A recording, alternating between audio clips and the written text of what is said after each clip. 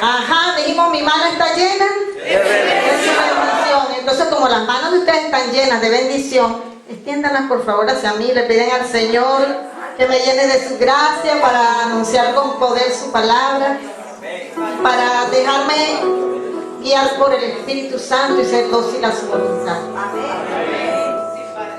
Te bendecimos, Señor, y te damos gracias por esta tarde que tú nos regales, por cada hermana, por cada hermano aquí presente, porque es un don precioso de tu amor para cada uno de nosotros. Derrama tu Espíritu Santo, Señor, sobre cada uno de nosotros y sobre mí, para anunciar tu palabra, Señor, con poder, con alegría, con gozo, con convicción. Bendito eres, Señor. Y gracias por cada hermano que se une a mí en esta petición, Señor. Gracias, Señor. Gloria al Padre, y al Hijo, y al Espíritu Santo. María, Madre de la Iglesia, del Padre, del Hijo y del Espíritu Santo. Amén. Muy bien. Me encantó ese canto para iniciar. Era mi mano está llena de su bendición. Mi mano está llena de su bendición. ¿Ustedes se acuerdan de aquel texto? Jesús iba caminando y se encontró con un maestro de la ley y el maestro le preguntó cuál era el mayor de los mandamientos. ¿Ah, sí? ¿Cuál era el más grande de los mandamientos? Le preguntó el maestro. Amar a Dios sobre todas las cosas. Pero Jesús no se quedó ahí. Jesús le dijo, ay, ¿cuál es el segundo? Amarás a tu prójimo como a ti mismo. Eso está en el capítulo 22 de Mateo. A partir del versículo 34. Del 34 al 40. Dice, al enterarse los fariseos de que había tapado la boca a los saduceos, porque los saduceos no creían en la resurrección, y Jesús les habló de la resurrección, se reunieron alrededor de él, y uno de ellos, doctor de la ley, le preguntó maliciosamente, maestro, ¿cuál es el precepto más importante de la ley? Y le respondió, amarás al Señor tu Dios con todo tu corazón, con toda tu alma y con toda tu mente. Este es el precepto más importante. Pero el segundo es, ¿qué dice allí? No, el segundo es que es parecido, es semejante, es equivalente, dicen algunos. ¿Cuál es? Amarás a tu prójimo como a ti mismo. De estos dos mandamientos dependen la ley entera y los profetas. Palabra de Dios. ¿Qué vamos? Precisamente en este momento vamos a hablar de dos de los pecados capitales que de alguna manera tienen que ver mucho con la segunda parte, ¿verdad? Ese segundo mandamiento. Amarás a tu prójimo como a ti mismo. Amarás a tu prójimo como a ti mismo. Fíjense que cuando hablamos de la soberbia tiene que ver mucho con el primer mandamiento, ¿verdad? Que es amar al Señor tu Dios con todo tu corazón, con toda tu alma, con toda tu fuerza, porque el soberbio no quiere dejarse guiar por Dios, quiere tomar sus propias decisiones. El soberbio se cree autosuficiente, intelectualmente, emocionalmente, en las relaciones con las personas, quiere ser el que tiene siempre la última palabra. ¿Ve? Pero entonces vamos a hablar de estos dos mandamientos,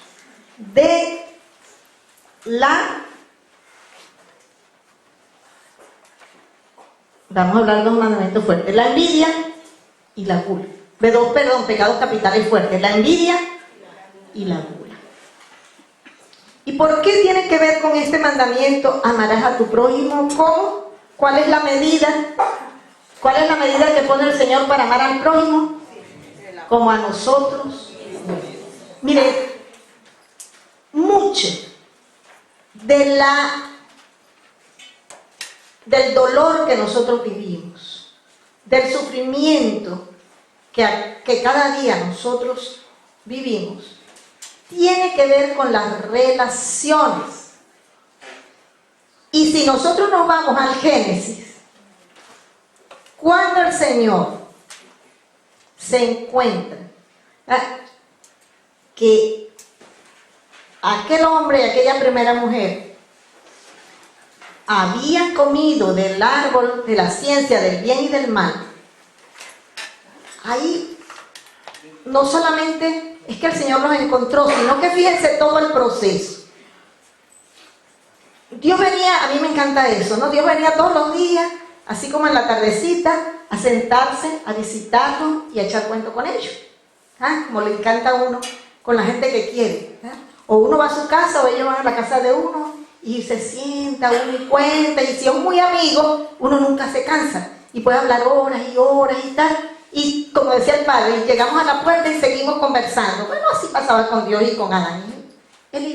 Pero cuando ellos decidieron creerle más a la serpiente, dejarse llevar por su afán, por su soberbia, y desobedecen a Dios, y Dios los llega a visitar, ¿qué hacen ellos? Se esconden. ¿Se escondían antes? No, se esconden. Antes no se escondían. Y cuando Dios le dice, ¿y por qué se escondieron? ¿Qué dicen ellos? Porque teníamos vergüenza. ¿Por qué? Porque estábamos desnudos. Bueno, ¿y quién les dijo a ustedes que estaban desnudos? ¿Es que acaso comieron del árbol que les prohibí comer? Entonces, ¿quién respondió? Adán, ¿qué dijo? La mujer que tú me diste como compañera, me dio y yo comí. ¿Y qué dijo Eva? La serpiente me engañó y comí. Fíjense esto, cuando el Señor le presenta a Adán, a Eva, Adán dice, antes de haber comido del árbol, Adán dice, esta sí que es carne de mi carne y hueso de mis huesos. O sea, Adán no tenía vergüenza de que Dios llegara, ni Eva tampoco, y les encantaba conversar con él. Tenían una relación con Dios libre, de libertad, de amigos, de hermanos, de hijos, de criaturas. Preciosa. Pero después que comen del árbol y desobedecen a Dios, ¿qué pasa? ¿Qué empezaron a sentir? Vergüenza delante de Dios. Porque primero dudaron de Dios. Por eso decía el padre, que Juan Pablo II decía que el demonio era el genio de la sospecha. Ellos sospecharon de que Dios no les había dicho toda la verdad. Imagínense eso.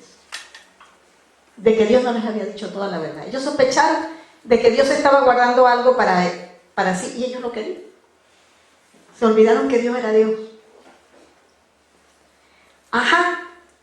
Pero después, además de que sintieron delante de Dios una distancia y no querían estar delante de Él, se sentían avergonzados. ¿De quién? ¿De quién se sentían avergonzados? De ellos mismos. Empezaron a tener una subestimación.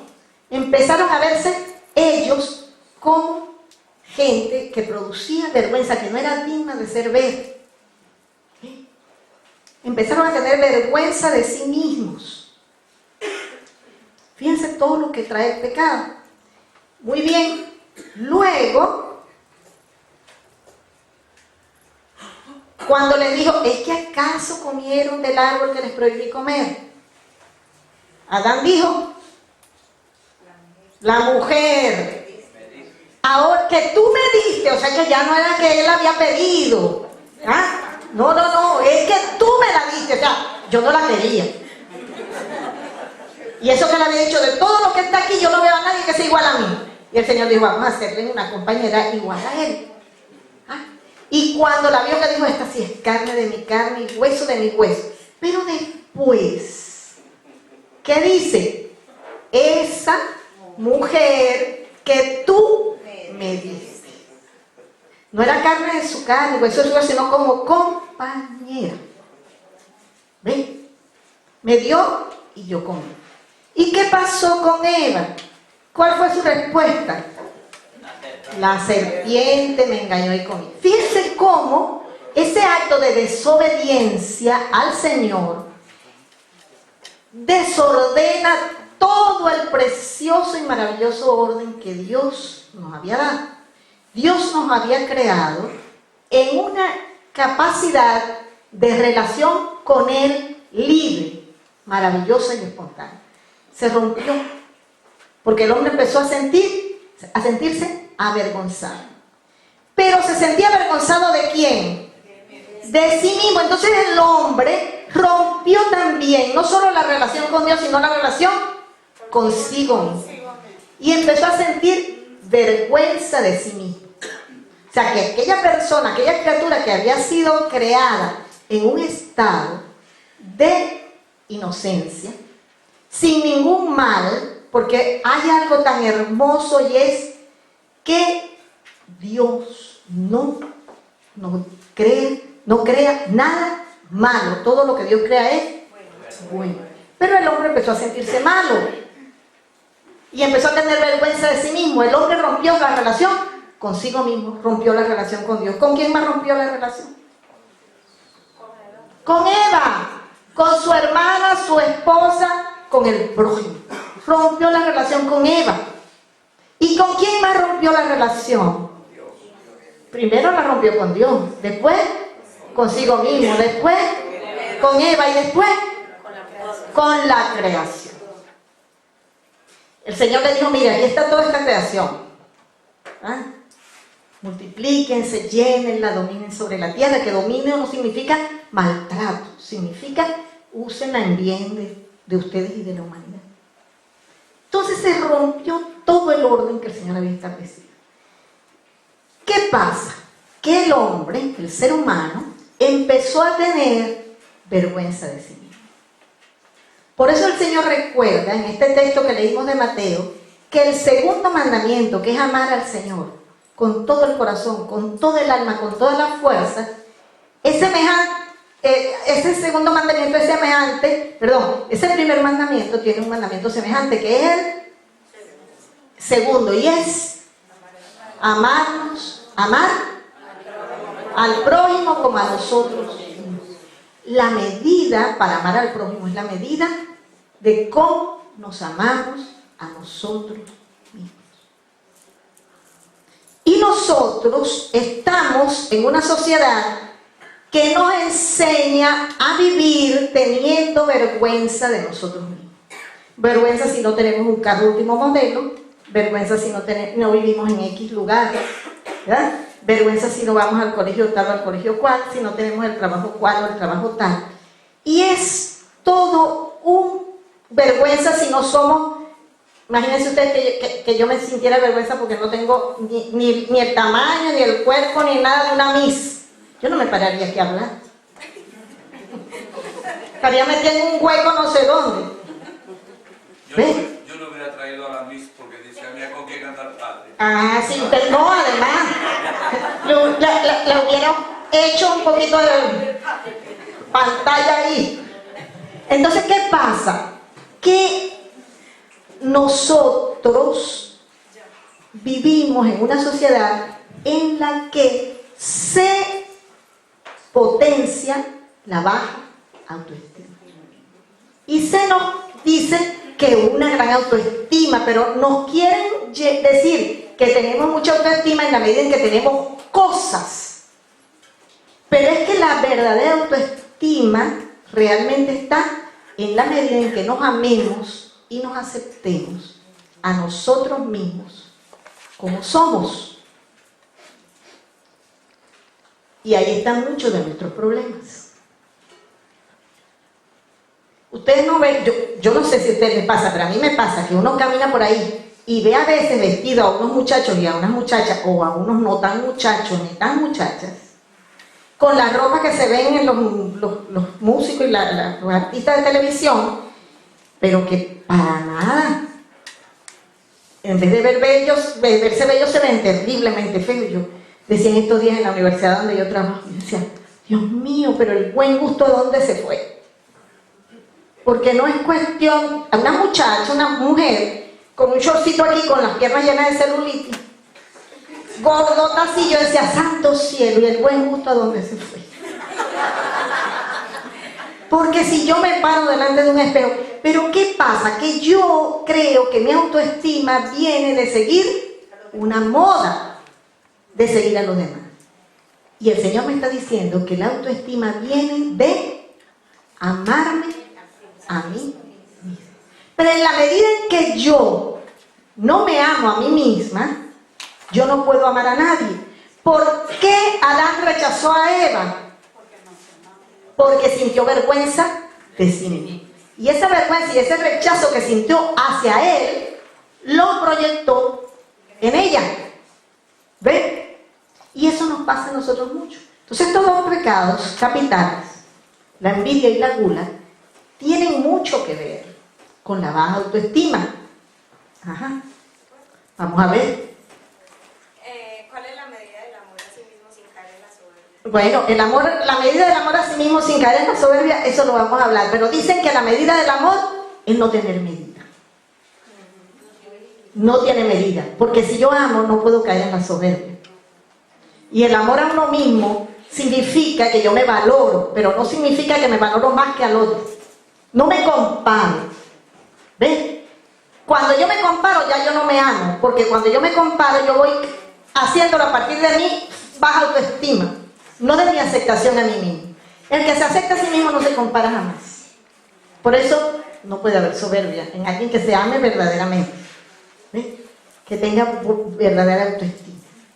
Y dicen que es muy difícil que lleguemos a tener una autoestima de verdad fuerte y firme, porque en el proceso diario es un proceso a veces doloroso de la relación. Pero la gente que tiene autoestima, que se ama a sí mismo, va creando un ambiente de alegría, de gozo, de esperanza, de bondad, y eso es muy importante y muy necesario. Entonces, ¿qué será la envidia? ¿Qué piensan ustedes que es la envidia? Desear lo que el otro tiene. ¿Qué será la envidia? Codicia. Piensen que la codicia y desear lo que el otro tiene vienen siendo lo mismo. Miren, la soberbia es amargarse porque Dios es bueno y rechazo a Dios y quiero tomar yo el lugar de Dios. Pero la envidia es que yo me amargo por los logros, por las cualidades, por el bien que a otra persona le puede venir, puede recibir. Incluso nosotros en la iglesia a veces no toleramos los dones que Dios le ha dado a otros. Y vemos gente con dones y nosotros tratamos como de aplastarle. ¿Por qué? Si los dones se los dio el Señor y no yo. ¿Ves? Eso es importante. Entonces nosotros a veces no nos alegramos por el bien que otra persona tiene. Esa pregunta que a veces nos hacemos, cónchale, pero ¿por qué la gente mala tiene de todo y todo le va bien? Y uno que se porta bien y que trata tal, le pasan tantas cosas malas. Eso en el fondo es envidia. Es fuerte, pero eso en el fondo es envidia. Porque yo, como tengo baja autoestima, no acepto mi realidad ni lo que yo soy, sino que estoy todo el tiempo mirando lo que el otro tiene, lo que el otro es, y quiero tener lo que el otro tiene y lo que el otro es. ¿Ves? Entonces es un problema fuerte que hay en nosotros. Pero esta mañana decíamos que el primer paso para ir superando estas situaciones de pecado es reconocer que solos no podemos. Y pedir ayuda, y la ayuda sobre todo, ¿verdad? Dejarse ayudar por el hermano, pero pedírsela al Señor. Pedir al Señor la gracia de que venga y me sane, me libere, porque sin el Señor es imposible. Solo Jesucristo ha vencido al mundo. Solo Jesucristo ha vencido el poder del demonio. Solo Jesucristo. Y María.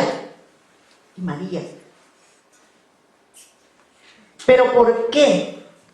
¿Por qué María descubrió que iba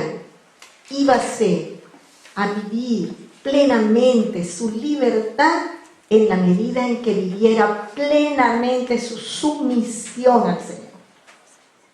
Y eso fue lo que no quiso hacer Adán y Eva, vivir plenamente su sumisión al Señor y creerle a Dios. Y ese ha sido nuestro gran problema.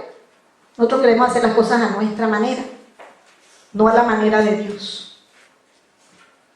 Como una canción, como al padre le encanta mucho Rafael, ¿verdad? La canción de Rafael. A mi manera, venga padre para que la cante. Así, sí. No, esa no. Un exorcista le preguntó a un demonio que cuál era la canción preferida de él. Y el demonio le dijo que era A mi manera. Esa es la canción preferida del demonio. Ah, ¿no sabías? Porque no es a la manera de Dios, es a mi manera. ¿Eso es lo que vas a decir? La completamos, fíjese. La canción de Rafael que me gusta, esa que dice: es verdad que hace tiempo que te tengo en el olvido, que ni rezo ni me acuerdo de llevarte rosas rojas a tu altar. Ya le encanta Rafael, se nota, ¿verdad? Bien, fíjense. Esa canción, A mi manera, expresa plenamente nuestra relación casi siempre con el Señor. Y es terrible porque esa es la soberbia. No es a la manera de Dios, es a mi manera. A mi manera. Por eso sufrimos tanto. Si nosotros queremos crecer en autoestima, superar la tendencia a la envidia, nosotros tenemos que decirle al Señor como la Virgen: he aquí tu esclavo, he aquí tu esclavo. Yo acepto que las cosas se hagan a tu manera. A tu manera. ¿Ven? Entonces la envidia es que yo sufro y me amargo por los logros, las cualidades y los bienes que recibe otra persona. ¿Cómo podemos superar este pecado de la envidia? Dijimos, pidiendo la gracia del Señor, con oración, con mucha oración, pidiendo al Señor su gracia. Tenemos que tomar la actitud de la Santísima Virgen. Que en mí se haga según tu palabra, Señor. Según tu palabra, Señor. ¿Y cuál es la virtud que me ayuda a vencer mi tendencia a la envidia? La caridad. La caridad. ¿Y qué es la caridad? La caridad es hacerle el bien al otro. Es una persona que tiene tendencia a la envidia, tiene que ir aprendiendo a dedicar esfuerzo y tiempo, porque como se amarga por el bien del otro, tiene que tratar de ir a hacer el esfuerzo de hacerle el bien al otro. Aunque no sienta nada, porque ese es otro de los engaños del demonio para nosotros. Es que no lo siento. Eso no importa que tú no sientas. Dios no te va a juzgar por lo que sientas. Dios te va a juzgar por lo que haces, por la obra. ¿Ya? San Juan de la Cruz, al final de nuestra vida, vamos a presentar un examen, decía él. ¿De qué nos van a examinar? Del amor. Al final de nuestra vida nos examinarán en el amor. En el amor.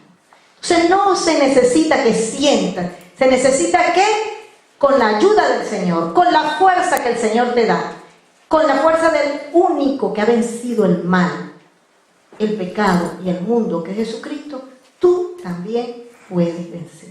Pero no dejarnos llevar por el engaño de creer que solos nosotros podemos, que somos autosuficientes. No, nosotros no somos autosuficientes. Nosotros necesitamos del Señor. Nosotros, como decía el Padre, somos profundamente caídos, ¿ya? Porque somos pecadores. Pero somos nosotros maravillosamente redimidos por el poder de Jesucristo. Y Él nos da la victoria. Porque no es que yo logro la victoria, es que la victoria me la da el Señor. Entonces, voy a asumir el llamado que Dios me hace de poder vencer esta tendencia a la envidia haciendo el bien y alegrándome por el bien. Ustedes no ven que nosotros, es más fácil llorar cuando una persona sufre que alegrarnos cuando una persona recibe algo bueno. Entonces es más fácil que vamos, ay, se murió un familiar, yo voy allá. Claro, pero yo estoy uniéndome a él porque está triste y se sufrió un mal, pero no porque tengo un bien. Entonces, eso también es una tendencia a la envidia. ¿Ve? Yo debo ir a la persona y acompañarla, consolarla, todo lo que sea. Pero no es simplemente como que, bueno, menos mal que fue a él y no a mí. ¿Ah? Y así. Yo fui una vez a Ecuador y me tocó predicar y tal con un sacerdote. Pero imagínense esta gordura mía. Y fui con un sacerdote que pesa como 150 kilos, 200 kilos, una cosa. Y resulta que al día siguiente llegan, a mí me habían robado la maleta con todo. Con todo. Y el sacerdote me decía, ay, Dunia, menos mal que fue a ti que te robaron la maleta. Porque a cualquiera te puede dar un vestido, una blusa, pero ¿quién me da a mí? Me tendrán que arrancar las cortinas.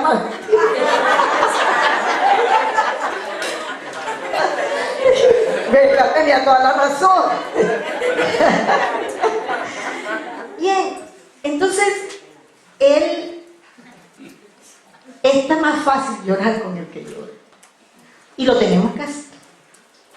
Pero tenemos que aprender a alegrarnos con el que se alegra. A disfrutar con el hermano que recibe un bien. A buscar el bien de cada uno de los hermanos para vencer la envidia. Y la gula sí sabemos qué es, ¿verdad? Comer en exceso, comer y beber en exceso. Comer y beber en exceso. Pero saben que también tiene su raíz en la baja autoestima. Y también a veces crianzas equivocadas. Nosotros tenemos la tendencia que cuando tenemos un bebé, y el muchachito yo le decimos, tiene hambre, y le metemos un tetero. A lo mejor no tiene hambre. Es que él no se sacia con el pecho, tenemos que darle un tetero. Y nosotros desde chiquitico nos vamos a enseñar. Pero ¿qué es lo que hacemos con eso? ¿Saben qué hacemos con eso?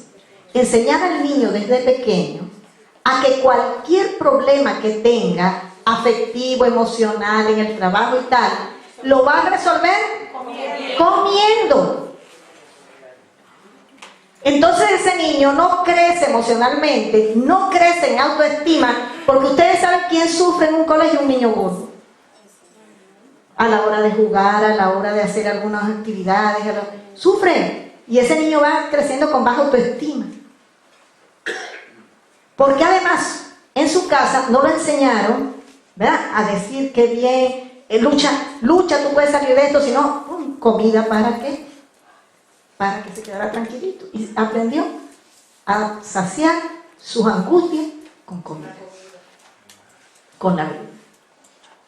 Entonces la gula es del comer y beber, pero a mí me gusta también insistir en que no solo hay gula de comida. ¿Cuántos profesionales no tienen gula de los logros en el trabajo? Y viven para eso, y viven solo para trabajar. ¿Cuántos profesores no tienen gula de conocimiento? Y viven, Dios mío, vueltos locos por otro posgrado, otra maestría, otro conocimiento, otro curso, y ¿sabe? Gula de conocimiento. ¿Eh? Y la gula nos vamos llenando también, igual un poco que la avaricia, que la codicia, de cosas. Pero ¿por qué? Porque nosotros queremos compensar nuestra baja autoestima, nuestro poco amor a nosotros mismos, con el alimento, con la comida, con el conocimiento, con cosas que no nos salvan, que no nos hacen. Entonces, el pecado, los pecados capitales, decíamos esta mañana, se llaman capitales porque ellos traen como consecuencia otros pecados. Y la buena noticia también es que en la medida en que uno va logrando controlar un pecado capital, van desapareciendo muchas otras tendencias. Mucha gente que en lo que va amándose a sí mismo y creciendo en autoestima, le va siendo más fácil controlar la gula o la envidia. Pero eso, repito, no podemos hacerlo solos. Lo vamos a hacer con el amor, con la gracia del Señor.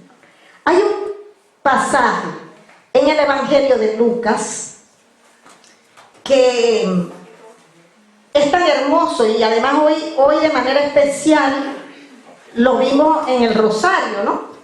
Los misterios de hoy. El segundo misterio es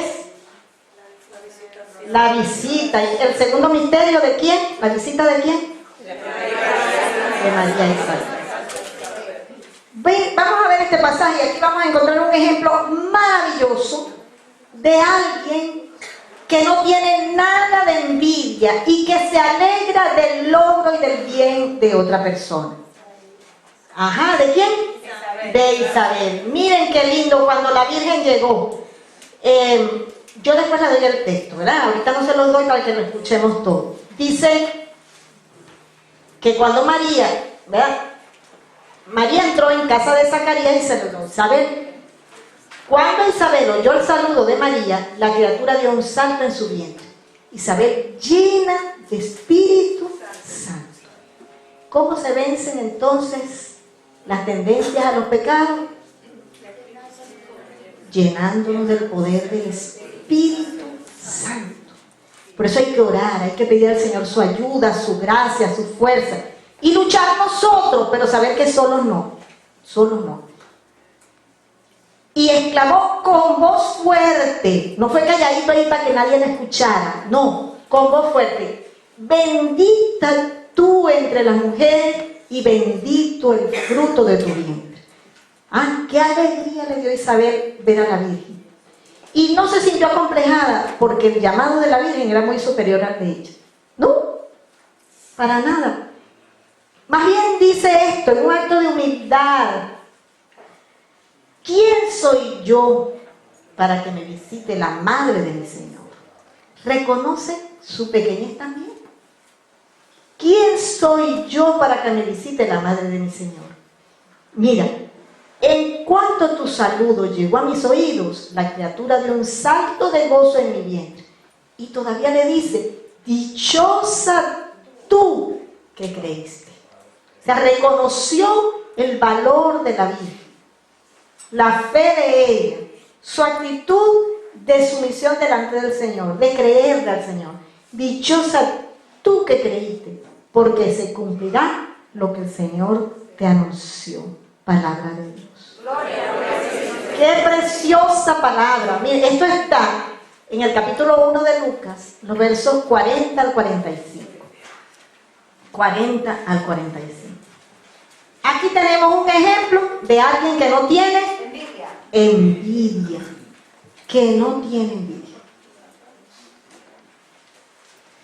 Y quiero también, pensaba yo, hace un momento me venía a la mente una comunidad en uno de los estados de Venezuela, que recuerdo que sus coordinadores decían que ellos con los hermanos que tenían problemas de gula y de sobrepeso, jamás les insistían que hicieran dieta, sino que les pedían que hicieran ayuno.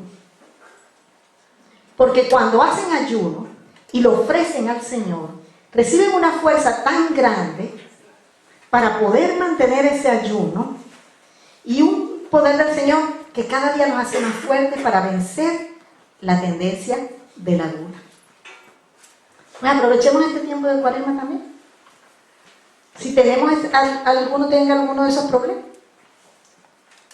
Y igual con el cigarrillo, igual con cualquier otra tendencia que uno sabe que no es equilibrada, que no es un equilibrio. Chocolate. Ay, el chocolate. Así es. ¿La gula puede ser comparada con alguna adicción? O sea, con adicción. Puede ser una adicción a la comida, por supuesto, y a la bebida. ¿Por qué? Porque lo necesito para sentirme bien, ¿ves? Entonces es una adicción, claro que sí. Y les voy a contar algo que nos compartía una amiga nuestra. Nosotros fuimos a predicar un retiro a un grupo sobre adicciones en México ahora en diciembre. Y ella me decía, mira, ella tenía un problema de gula. Y ella me dijo, yo aprendí que para vencer la gula tengo, y ella decía, y cualquier adicción, porque está tratando su gula como adicción, tenemos que ser disciplinados. Y ella me dijo, y yo aprendí esta disciplina, la disciplina del primer minuto. ¿Cuál es la disciplina del primer minuto? Que en el momento en que siente la tentación, y el padre lo decía esta mañana, en el mismo momento cortar. Ella dice, en el primer minuto, si que yo siento el deseo de comer, yo, dice ella, me encomiendo a la Virgen y rezo una Ave María. Y si yo veo que no puedo, llamo por teléfono a alguien y le digo, ayúdame. ¿Ve? Y ha ido poquito a poquito, tratando de superar su problema. Si yo los invito y las invito a que no solamente con el problema de la envidia o con el problema de la gula, apliquemos la disciplina del primer minuto. Y tratemos de que en el primer momento de la tentación nosotros busquemos la gracia del Señor para decir no, Y en estos casos de la gula, aprender a ofrecerlo al Señor como sacrificio y como ayuda. Y en el caso de la envidia, ¿cuál es la disciplina? Miren, una de las cosas que tiene que aprender el envidioso es a cambiar la manera de mirar a la otra persona. Como va, tiene que luchar por crecer en autoestima, pero por supuesto tiene que aprender a valorar a la otra persona. Entonces una forma de vencer, de ir creciendo es ponerse delante de la persona a la que con la que no quiere que tenga un bien, ¿verdad? Aquella que no se siente bien, y empezar a tratar de ver qué cosas buenas, qué cualidades tiene esa persona. Y empezar a decirle a esa persona, oye, me encanta que tú tienes esta cualidad, que eres bondadoso, que eres alegre, que eres sincero. Decírselo, aunque no sienta nada. Decir la verdad. Es decir la verdad, pero es reconocer el bien en la otra persona. O por este don, o por esto bueno que tiene. Oye, te ascendieron en el trabajo. Me alegra que te hayan ascendido en el trabajo. Qué bien. Y vamos a aprender. Eso no puede ser como ser hipócrita. Ajá. Ese es uno de los engaños del enemigo, de hacernos creer que somos hipócritas porque decimos lo que no sentimos. El amor no tiene que ver sino con decisiones, no con sentimientos. Los sentimientos el ser humano no es responsable muchas veces de sus sentimientos, sino de sus decisiones. El amor implica que yo en el otro reconozco lo bueno, aunque yo no sienta ningún deseo de decírselo, pero se lo di. Se lo di. ¿Y qué va a pasar? Va a pasar dos cosas. Va a pasar que yo ayudo a la otra persona a sentirse bien consigo mismo, pero me ayudo a mí misma a vencer mi tendencia de la envidia. Y voy sanando, y voy sanando. Entonces el proceso también para vencer los pecados capitales, uso la palabra proceso, no es de la noche a la mañana, sino que hay un esfuerzo y una lucha. Yo, a los que vinieron la otra vez al retiro, yo les decía, yo tengo un problema con la ira, yo soy muy peleón. Y yo pasé 14 años confesándome toda la semana de ese solo pecado, para poder controlar.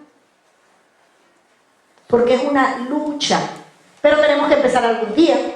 Si nosotros venimos aquí y nos sentamos, ¿verdad? Y nos parece, oye, qué bien, la enseñanza muy buena, pero llego a mi casa y no me pongo en práctica absolutamente nada, ¿para qué?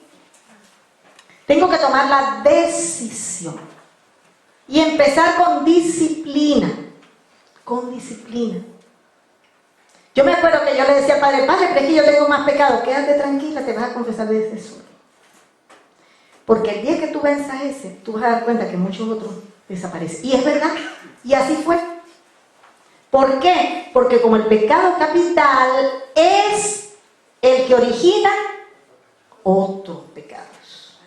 ¿Ven? ¿Sí? ¿Sí? Si yo soy envidioso y veo una cualidad de una persona, no la voy a decir. Y si esa persona yo la puedo recomendar para algo bueno, no la voy a recomendar. ¿Ven? Entonces yo ya le estoy haciendo un daño concreto. Y si de pronto puedo hablar mal de la persona para que no tenga el otro una buena valoración, yo lo hago. ¿Ven? Entonces viene otro pecado, que es la murmuración. Y así va un pecado trayéndome otro. Y trayéndome otro. La gula es tan fuerte, igual cualquier pecado capital, que recuerdo haber leído una noticia en China. Un matrimonio vendió a su hijo para comprar juegos de video.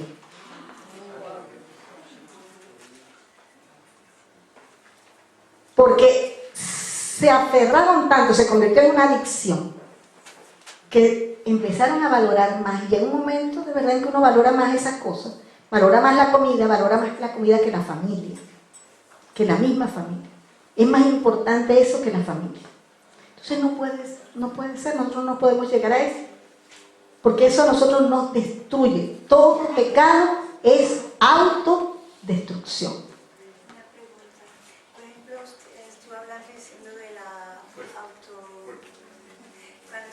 Cuando estuve hablando de la gula de que una persona es muy inteligente y quiere hacer más conocimiento. Sí, más conocimiento. ¿Eso es gula? ¿Cómo Cuando la vida se centra en eso y tú le das a eso la importancia máxima de tu vida y descuida otros aspectos que son importantes, la familia, la propia vida, eso se convierte en gula. Eso es. El autoestima se forma en el hogar, con las relaciones con la mamá y el papá. Pero al tener la autoestima para el niño, para que se supere, que se le abra más... Bueno, eso le toca a la mamá y al papá insistirle que sí puede superarse, ayudarlo, no hacer las cosas por él, hacerle ver las capacidades que tiene y lo que puede. Pero eso es un proceso, ¿verdad? Que después no podemos hablar porque no tiene que ver con los pecados capitales aquí, sino que es otro tema. Pero es el trabajo de crear, de formar la autoestima de una persona, se logra sobre todo en el hogar. Y tiene mucho que ver con las relaciones con el papá y con la mamá. Que valoren al niño, que lo respeten, que lo estimulen, que lo quieran. ¿Verdad? Eso tiene que ver con la educación. ¿Vale? La ambición es la que es mala, falta de equilibrio ahí. el deseo de superación para servir a los demás es bueno, pero cuando hay una ambición exagerada, no hay virtud, ya se convierte en algo enfermizo desde ese punto de vista, por la ambición. Sí, sí. Es que es la diferencia, por eso se habla de gula. La gula de un conocimiento, ¿verdad?, hace que la vida se centre solo en el conocimiento.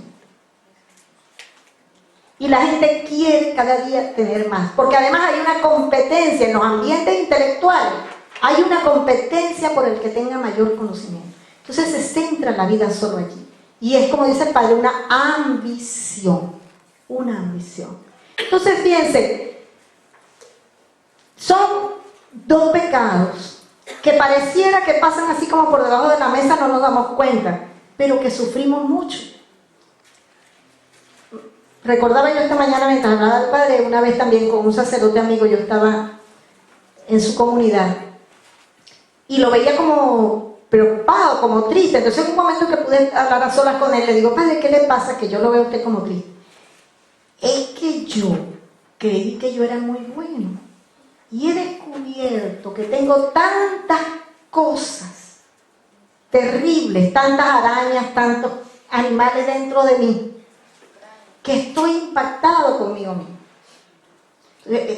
Bendito sea Dios, ojalá nos pase eso a nosotros y que podamos descubrir todo eso que nos está haciendo daño, porque el daño, dijo Jesús, no nos viene de afuera, sino que el daño nos viene de lo que tenemos en nuestro propio corazón. Entonces yo los voy a invitar a que cierren sus ojitos un momento y que le pidamos al Señor: Señor, necesito tu ayuda, necesito tu gracia, necesito la fuerza de tu Espíritu para que me reveles dónde está mi detalle de pecado capital, mi mal, para que yo pueda amarme a mí misma, amarme a mí misma, para que pueda amarte a ti por encima de todas las cosas, y a partir del amor que te tengo, y a partir de la autoestima y del amor que me tenga a mí mismo, pueda amar a los demás. Y por encima de todo, Señor, yo reconozca que el único grande eres tú, y que yo no estoy llamado a la fama, al orgullo, a la soberbia, a la envidia, a la avaricia, a la gula. No, yo estoy llamado a la bondad, a la verdad, a la justicia, a la libertad de los hijos de Dios. Bendito seas. El Señor es mi luz y mi salvación. A nada yo temeré. Una vez más, el Señor. El Señor es mi luz y mi salvación. A nada yo temeré. Amparo de mi vida es el Señor, a quien debo entregar mi corazón. Díselo: confianza. Confianza yo tendré, mi armadura cargaré. Si contra mí se levanta una guerra, y yo venceré. Confianza yo tendré, mi armadura cargaré. Si contra mí se levanta una guerra, y yo venceré.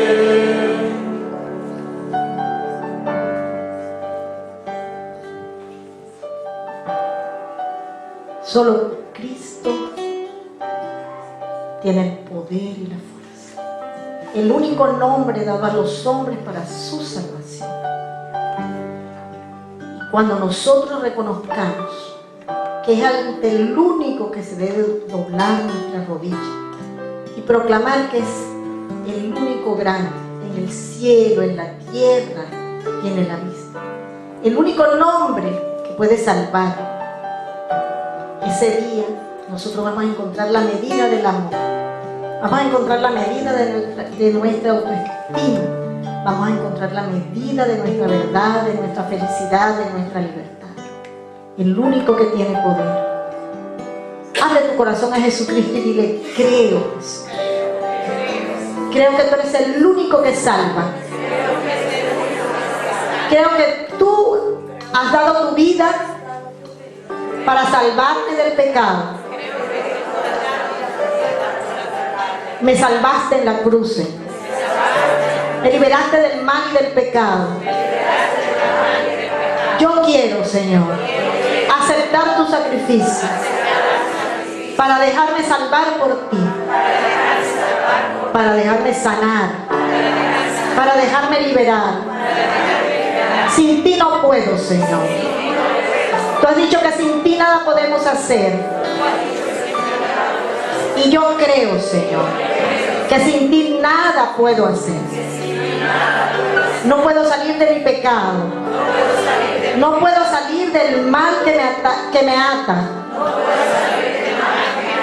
No puedo encontrar la libertad que tanto deseo. No puedo encontrar la paz que quiero compartir con mis hermanos. Por eso yo proclamo, como la Virgen María: he aquí tu esclavo, he aquí tu esclava, hágase en mí según tu palabra.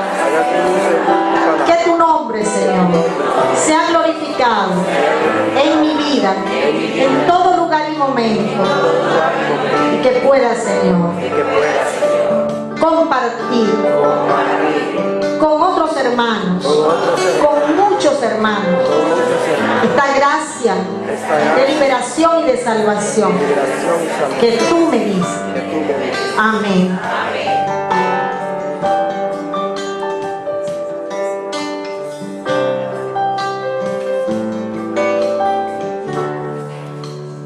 Dice el Señor: no sientas envidia de los pecadores, sino siempre de los que respetan a Dios. Así tendrás un porvenir y tu esperanza no fracasará. Escucha, hijo mío, sé juicioso, encamina bien tu mente. No te juntes con bebedores, ni vayas con comilones, porque bebedores y comilones se arruinarán, y el perezoso se vestirá de harapos. Palabra de Dios. Es de Proverbios 23, versículo 17 al 21. No lo busqué. Mientras Dunia estaba hablando, abrí su Biblia y salió ese mensaje que tiene que ver con la envidia y con la gula. Miren lo que dice la primera carta a los Corintios, capítulo 13, versículo 6, ¿verdad? No se alegra el amor de la injusticia, se alegra con la verdad. Capítulo 13, primera carta a los Corintios.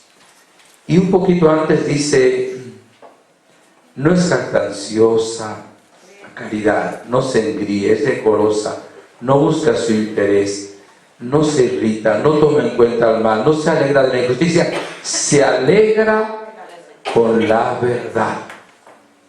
Nosotros somos un cuerpo.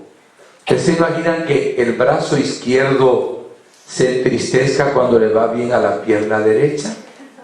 ¿O que el riñón derecho se entristezca cuando funciona bien el pulmón izquierdo? Somos un cuerpo.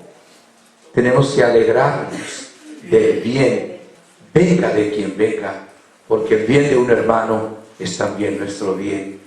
Hoy me entraba un mensaje, sin buscarlo, me decía: ¿qué es la envidia? Es la no aceptación de lo bueno que hay en los demás. Si aceptáramos lo bueno que hay en los demás, entonces se convertiría en inspiración para nosotros. Qué frase tan bonita. Y miren, Dios no es ningún aguafiestas. Podemos gustar la comida, y gustar la bebida, y gustar el chicle y el chocolate. Me gusta el chicle. Eso no es malo. La gula es el exceso. También podemos estudiar y superarnos. Es el exceso, la ambición, donde está. ¿Y qué es lo que pasa? Que a nosotros se nos ha enseñado libertinaje en lugar de libertad. ¿Qué es el libertinaje? Yo hago lo que me da la gana. Ajá, ¿y quién es la gana? Cuando tú dices hago lo que me da la gana, tú haces lo que te dicen tus instintos, lo que te dice la moda, lo que te dice la tentación. Mientras que dice Jesús en el capítulo 8 de San Juan: en verdad les digo que todo el que comete el pecado es un esclavo. Quizás Dunia en la misa hoy nos hable un poquito de esto con la Virgen. Vamos a ver. No has hablado todavía de eso, ¿no? Bien. Y el esclavo no se queda en casa para siempre, mientras el hijo se queda para siempre. Oigan esto: si pues el hijo les da libertad, serán realmente libres. Palabra del Señor. Hermanos, Jesús es la verdad que nos hace libres. ¿Saben qué tenemos que hacer? Someter. ¿Qué fue lo que dije? Al control del Espíritu Santo nuestros sentimientos y emociones. Respondo un poquito también lo que había dicho la hermana. Es hipocresía decir cosas que son mentira. Pero si yo veo que la otra persona, como por ejemplo, pinta bien, y a mí me provoca envidia, y yo le digo, aunque no lo sienta decírselo, digo, pintas bien, yo no estoy siendo hipócrita, estoy diciendo una verdad, y esa verdad va tomando cuerpo también en mí. A Madre Teresa de Calcuta, por las calles de Calcuta, veía gente con gusanos. Le provocaba a ella tomar a una de esas personas sucias, desgreñadas, con gusanos. No, sus sentimientos eran de repugnancia, pero su control del amor hacía que tomara a ese enfermo. No estaba siendo hipócrita, estaba adaptando su vida a la acción según la voluntad del Señor de amarnos unos a otros. ¿Saben qué pasa? Que a nosotros tristemente casi no se nos enseña la fuerza de voluntad para las cosas. En la sociedad de hoy se nos enseña el facilismo, todo fácil. En Venezuela la nota es sobre 20, el 10 es aprobado. Y había un dicho tan estúpido que decía, 10 es nota y lo demás es lujo. O sea, como diciendo, con tal de aprobar, ¿qué importa lo demás? Porque se nos enseña ahora todo con un botoncito. Entonces es la ley del mínimo esfuerzo. No me tengo que controlar para nada. Y el Señor nos enseña el control de nosotros mismos. Nos enseña que ese control viene cuando nosotros tomamos como norma hacer no lo que me provoca, no lo que me da la gana, porque no siempre es bueno. La gana me puede dar a bofetear a uno o matar a uno, pero yo no puedo hacer lo que me dé la gana. Yo voy a hacer la voluntad del Señor nuestro Dios. Solo Jesús nos libera. Miren,